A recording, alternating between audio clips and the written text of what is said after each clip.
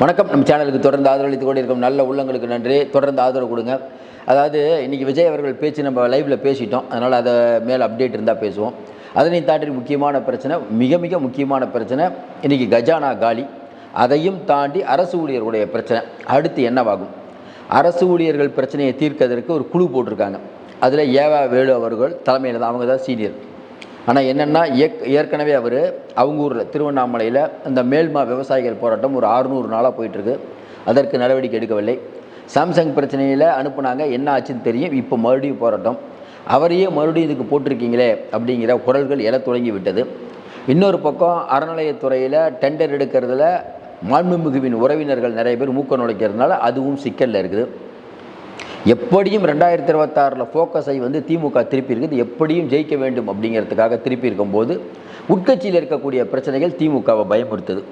இவ்வளோ விஷயங்களை பற்றி நம்ம பேச போகிறோம். முதல் விஷயம் அரசு ஊழியர்.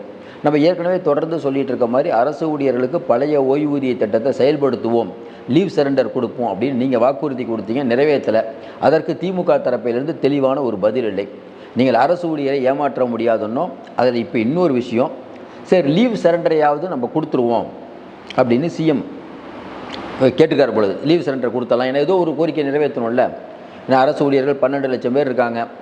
ஓட்டுக்கு கிட்டத்தட்ட பார்த்தீங்கன்னா எத்தனை ஓட்டு இருக்கும் நீங்களே எண்ணுங்க. அப்போ அரசு ஊழியர்கள் அப்படிங்கிறவங்கள நம்ம பகைச்சிக்கூடாது. ஏன்னா வரக்கூடிய தேர்தலில் விஜய் வேறு ஆட்டத்தை கலைச்சி விட்ருவார். அதனால் எல்லா வாக்குகளும் முக்கியம். இப்போ திராவிட மாடலுக்காக பொங்கி எழக்கூடிய சிங்கங்கள் அடுத்து தோத்துட்டாங்கன்னு வச்சுக்கோங்களேன், இவெல்லாம் காண போயிடுவாங்க. ஏன்னா இவர்கள் எதற்காக இப்போ இந்த விஷயம்லாம் பண்ணுறாங்கிறது மக்களுக்கு தெரியும்.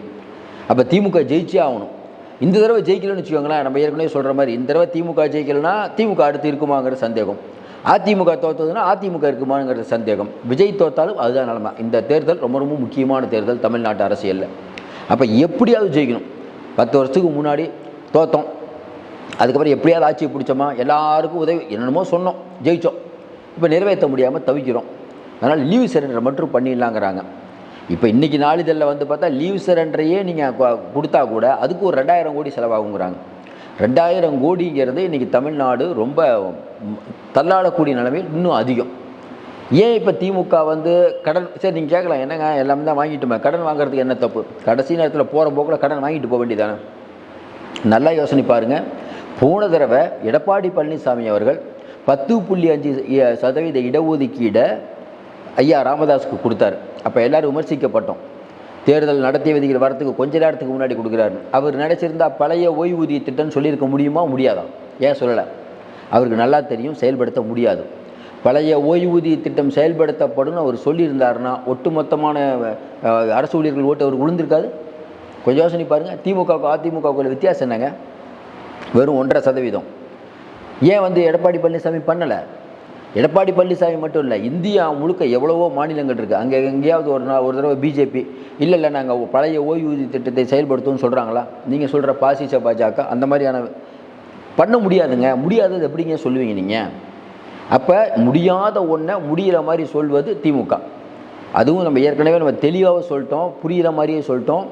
ஏற்கனவே 2003 அரசு ஊழியர்கள்ட்ட பணம் வாங்கி அதை பங்கு சந்தையில் முதலீடு பண்ணிட்டாங்க சார். இது தெரிஞ்சு பேசுகிறாங்களா தெரியாமல் பேசுகிறாங்களா? 2003 அரசு ஊழியர்கிட்ட காசு வாங்கி நீங்கள் பங்கு சந்தையில் போட்டிங்க, அவங்களுக்கு பென்ஷன் கொடுக்குறேன்ட்டு. அதான் புதிய ஓய்வூதிய திட்டம். இப்போ நீங்கள் திடீர்னு பழைய ஓய்வூதிய திட்டம்னா அந்த பணத்தை எடுத்து என்ன பண்ணுவீங்க? எப்படி பண்ண முடியும்? முதல்ல இந்த அரசாங்கம் வந்த உடனே பிடிஆர் என்ன சொன்னார்? சட்டசபையில் சொன்னார், பழைய ஓய்வூதிய திட்டம் செயல்படுத்த வாய்ப்பே இல்லைன்னார். அவை குறிப்பில் ஏறிடுச்சு. உங்கள் அமைச்சர் தானே சொன்னார். திடீர்னு இப்போ பண்ணால் கமிட்டி போடுறீங்க. நம்ம ஒன்றுமே புரியலையே, எதுக்கு இந்த கமிட்டி? இதையும் தாண்டி நாங்கள் செலவினங்கள் அதிகமாகிவிட்டது, செலவினங்களை கட்டுப்படுத்துவோம். ஐயோ, உங்கள் செலவினங்களை நீங்கள் எப்படி கட்டுப்படுத்துறீங்கன்னு தான் ஊருக்கே தெரியுமே. இப்போ கமிட்டி போட்டிருக்காங்கல்ல, இந்த கமிட்டி எதுக்கு? ஒரு கண் துடைப்பு. கண்டிப்பாக பழைய ஓய்வு திட்டம் செயல்படுத்த வாய்ப்பு இல்லைங்க. அது ஸ்டாலினுக்கும் தெரியும், அரசு ஊழியருக்கு தெரியாமல் இருக்கும். இந்த கமிட்டி போடுறீங்க, அதில் ஐஏஎஸ் ஆஃபீஸர் இருக்கார்ல, அவருக்கு கவர்மெண்ட் சம்பளம் தருது. மிச்சவங்க உறுப்பினர் இருக்காங்கல்ல, அவங்களாம் வெளியிலேருந்து அங்கேருந்து இங்கேருந்து போடுறாங்க, அவங்களுக்குலாம் கவர்மெண்ட் சம்பளம் தருது. நம்ம காசு வேஸ்ட்டாக? ஒரு பக்கம் ஆளுநரை ஏற்றி நீங்கள் வழக்கு போட்டு அதுக்கு செலவு பண்ணுறீங்க. சீஃப் செக்ரட்டரியை கோர்ட்டு கூப்பிடுது வாங்க அப்படின்னு. ஈஸியாக போய் நின்றுட்டு உள்ளே ஐயான்னு சொல்லிட்டு வரணும், அவ்வளோதான் விஷயம். இதற்கு நீங்கள் உச்சநீதிமன்றம் போய் நைட்டோட நைட்டாக போய் 40 லட்ச ரூபா செலவு பண்ணி உச்சநீதிமன்றம் ஒரே வார்த்தை இல்லைங்க நீங்கள் ஆஜராகணுன்ட்டாங்க. எனக்கு என்ன புரியல. 40 லட்ச ரூபா யார் வீட்டு பணம்? கேட்டால் ஸ்டாலின் அதை கட்டினார், இதை கட்டினார், அப்படி கட்டினார், இப்படி கட்டினார், அதிமுக எல்லாத்தையும் சொல்கிறோம். இவங்க வீட்டு காசுலேருந்து கட்டுற மாதிரி நமக்கு ஒன்றும் புரியல. நம்ம காசு எடுத்து கட்டிட்டு அது எவ்வளோ குளறுபடிகள். இன்றைக்கி ஆதவர்ஜி நான் சொன்ன மாதிரி வளர்ந்த நாடுகளில் வந்து பொருளாதாரம் இல்லை மேம்பாலம் இல்லை கட்டமைப்பு பெருகும் போது காசு அடிப்பாங்க சார். இங்கே எதுவுமே பண்ணுறதில்ல. கடன் வாங்குறதுலே லஞ்சம் வாங்குறாங்க சார், காசு அடிக்கிறாங்க சார், அவ்வளோதான் சார். என்ன நீங்கள் கட்டமைப்பை மேம்படுத்திட்டீங்க சொல்லுங்கள். நவீன தமிழ்நாடை செதுக்குனீங்கிறீங்க. எங்கே செதுக்குனீங்க, என்ன செதுக்குனீங்க, கொஞ்சம் யோசனை பாருங்கள். தொடர்ந்து நம்ம இதான் சொல்கிறோம். 1000 ரூபாய் இன்றைக்கி வந்து மகளிருக்கு கொடுப்பது அப்படிங்கிறது 1000 ரூபா கொடுத்தீங்கன்னா செலவு பண்ணிட்டு போயிடுவாங்க. அதே அந்த உயர்கல்வி படிக்கக்கூடிய பெண்களுக்கு மாணவிகளுக்கு 1000 ரூபா கொடுக்குறேன் அப்படிங்கிறது அது ஒரு முதலீடு. கல்வி கேட்குறாங்க, தமிழ்நாட்டுக்கு செல்வம். நீங்கள் எந்த திட்டத்துக்கு ஊக்குவிக்கணும்? தேர்தலுக்கு முன்னாடி எப்படியும் ஜெயிச்சாகணும். உங்களுக்கு தெரியுமா?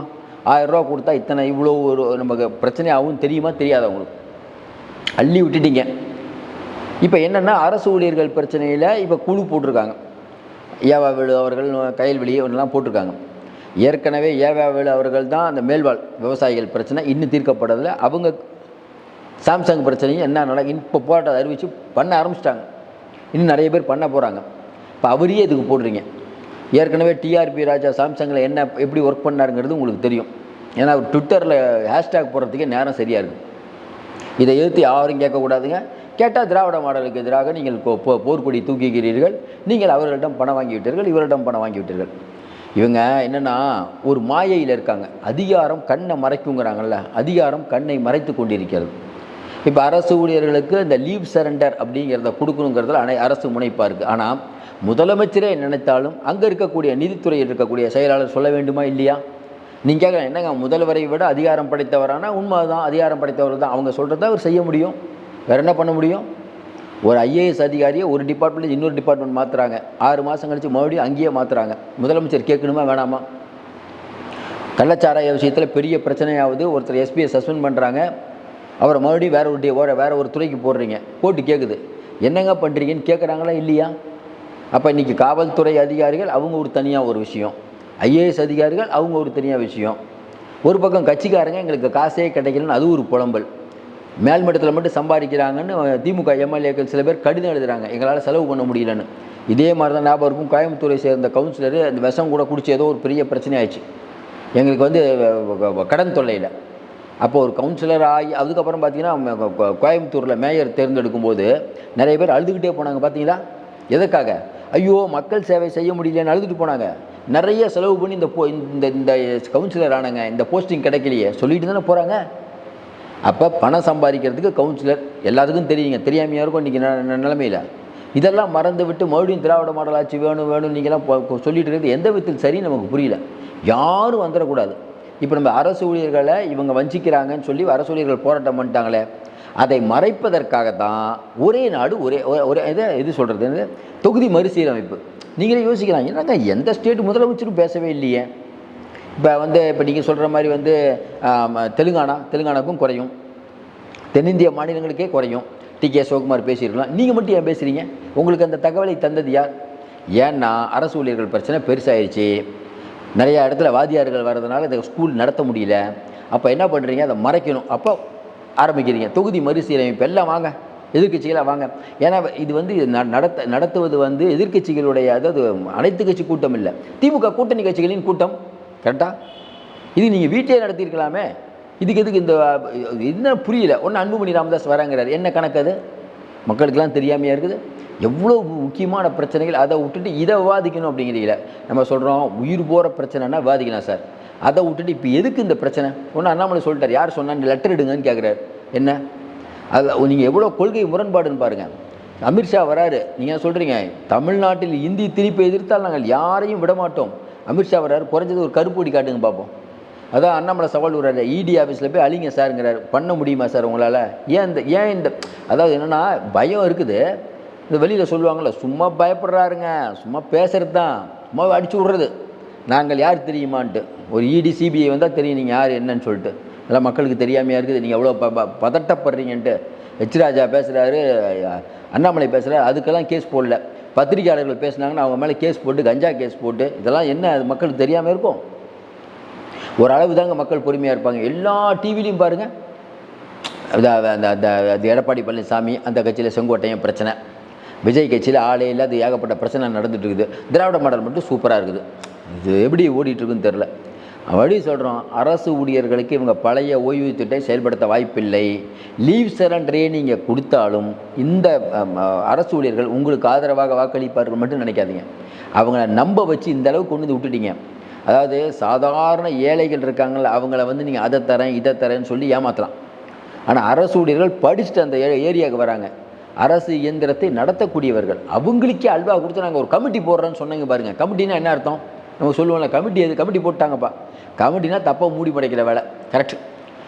ஜெயலலிதா மரணத்தில், அம்மா மரணத்தில் இருக்கக்கூடியதை கண்டுபிடிப்போம் ஸ்டாலின் சொன்னது. அம்மா மரணத்தில் இருக்கக்கூடிய ஜெயலலிதா மரணத்தில் மர்மம் இருக்கிறது, கண்டுபிடிப்போம்னாரு. என்னாச்சு? அது கேஸே என்னாச்சுன்னு தெரியல. கொடநாடை கண்டுபிடிப்போம், என்னாச்சுன்னு தெரியல.